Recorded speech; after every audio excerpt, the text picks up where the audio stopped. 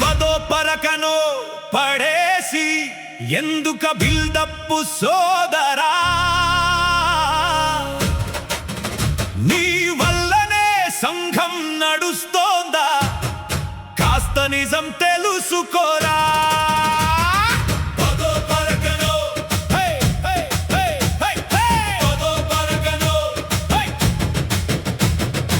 ఏదో ఒకనాడు ఎంగిలి చేత్తో విధిల్ చేస్తావు కానుక, నేనే లేకుంటే చర్చి నడవదంటూ లోపల హంకారక.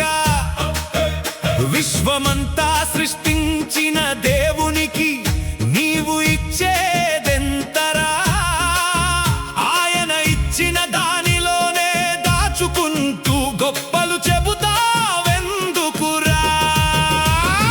భూలోకమును దాని సంపూర్ణతయునవే, నేను ఆకలిగొనినను నీతో చెప్పను. నీ దశమ భాగం దేవునికి అవసరం లేదురా నరుడా, అది నీ హృదయ విధేయతను చూసే పరీక్ష రాగూడా. సృష్టికర్తకే లంచం ఇవ్వాలని చూస్తున్నావా మూర్ఖుడా, ఇవ్వడం నీ ధర్మమని మరచిపోతే నీ బ్రతుకే వ్యర్థమురా.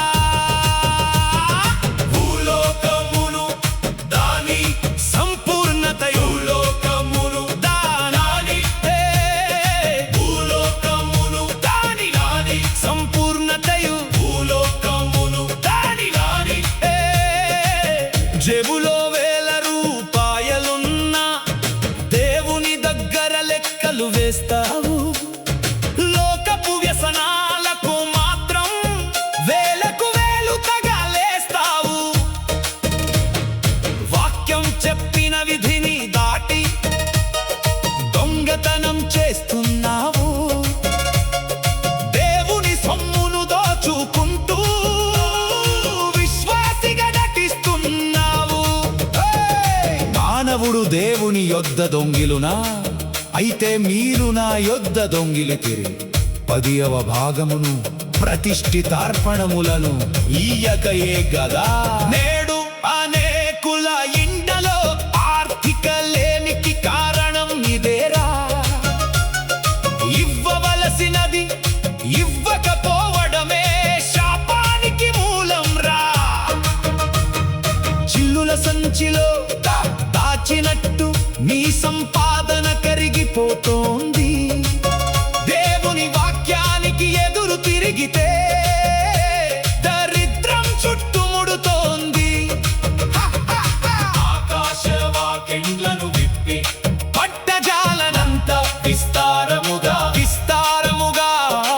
ఆకాశవాకిండ్లను విప్పి పట్టజాలనంత విస్తారముగా ఆకాశవాకిండ్లను విప్పి కుమ్మరించే దీవెనలు కోల్పోతున్నావు.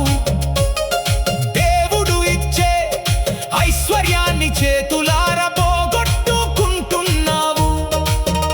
లోభ గుణముతో దాచుకుంటే మిగిలేది శూన్యమని తెలియదా. సమృద్ధిని ఇచ్చే దేవుని హస్తాన్ని నువ్వే అడ్డుకుంటున్నావురా. కరువు కాలంలో కాపాడే దైవిక సురక్షను కోల్పోతున్నావు.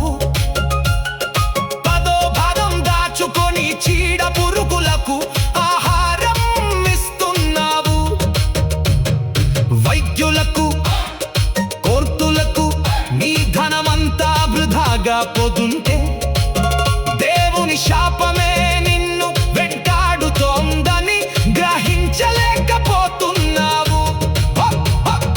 ఇప్పటికైనా కనువిప్పు తెచ్చుకో, నీలో భక్త్వాన్ని వీరు. సంతోషముగా ఇచ్చే విశ్వాసిగా దేవుని సన్నిధిలో నిలబడు. విరిగి నలిగిన